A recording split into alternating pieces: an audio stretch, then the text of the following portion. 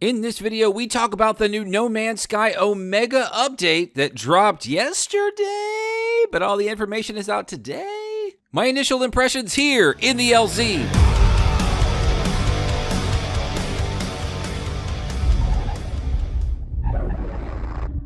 My fellow travelers, man, has it been a long time. So good to see you again, and welcome to the LZ. With the brand new update for No Man's Sky titled Omega dropping this week, this has been a very odd one for the usual cadence of No Man's Sky updates. Of course, for everything No Man's Sky and more, you can always count on the LZ to cover all the new information here. Pop a like on the video if this is helpful to you. But my initial impressions right away. Let's not waste any time. No Man's Sky Omega. Who is this update for? So here's what I'm getting out of it. If you are a new player for No Man's Sky, have you been kind of sitting around listening to the discourse, right? But you never really quite bought into the game. You were scared by the controversy nearly a decade ago, but now you're hearing more and more that No Man's Sky is on the up and up. This is the update for you. Omega is introducing a free-to-play weekend where you can simply jump in and play the new Omega Expedition.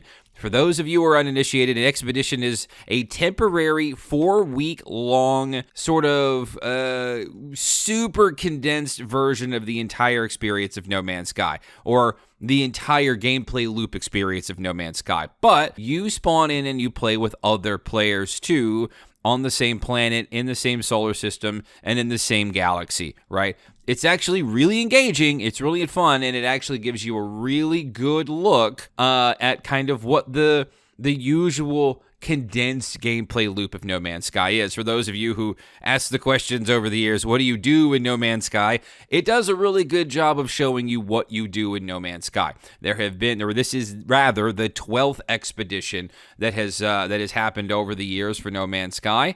And of course, you can jump in and play for free over this weekend. More specifically, from Thursday through Monday, the entire Omega Expedition will be open to everyone entirely for free, even if you don't own the game. This is the best time for players old and new to come together and explore the universe. So, of course, check the description down below for links on how to get into the various stores to download No Man's Sky to play the expedition for free. It's a great time for new players to really get in and actually take a look at No Man's Sky.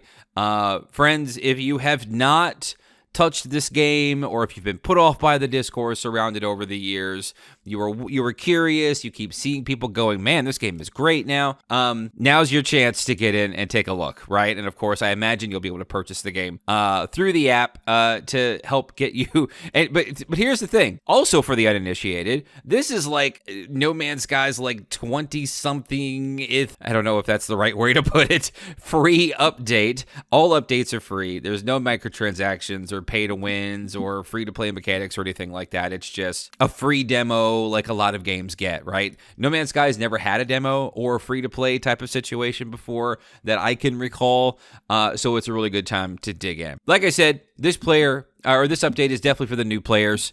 If you're an existing player for No Man's Sky, sadly, there's not a ton here.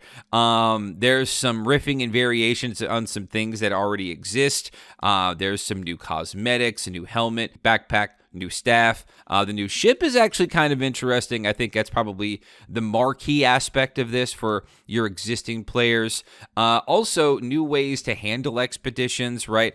Previously, you've had to start new saves to start new expeditions, and then that progress, once you complete the expedition, would move over to all of your existing saves. Now, you can use your existing saves to join the expedition, bringing in some of your own beefy stuff that you have to enjoy the expedition your own way. That's pretty neat. Dreadnought freighters were introduced last year, a really fun mechanic that kind of has like a boss fight type of situation to it, where you can get in there and really start doing some Star Wars trench runs on these giant freighters. A little bit of a Star Fox vibe as well, because there's generally a space battle happening between the Dreadnought freighter and other little freighters in the solar system there, with launching missiles and giant lasers and huge shields.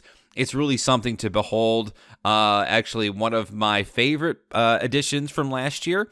Now you can own those freighters simply by bringing them to give up when you're beating the living crap out of them. So that's pretty nice too. The Atlas path, which was the original sort of quest line, is gotten some updates and some refreshes. I'm reading into this a little bit more, but I'm trying not to read into it too deep because it's giving some hints at maybe some new content, some cleaned up content, things like that.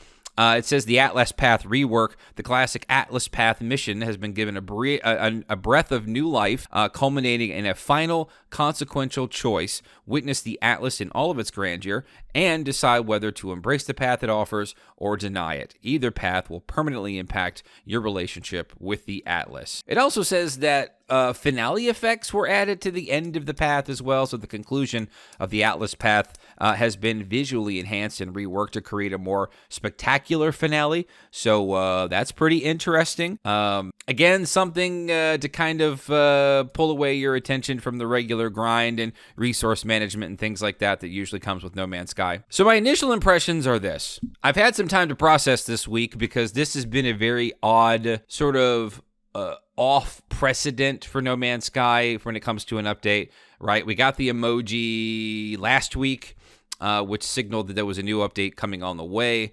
The update sort of mysteriously dropped on the Wednesday like it normally does, but then things were kind of radio silent with Sean Murray. Also, it has been roughly around 5 months since we got the last actually significant content update, which was in August of last year, if I remember correctly. So that is ultra out of character, and of course I've got some conjecture as to why that might be. We also didn't get the space stations that were shown and teased at the Game Awards in 2023. That's a really big disappointment.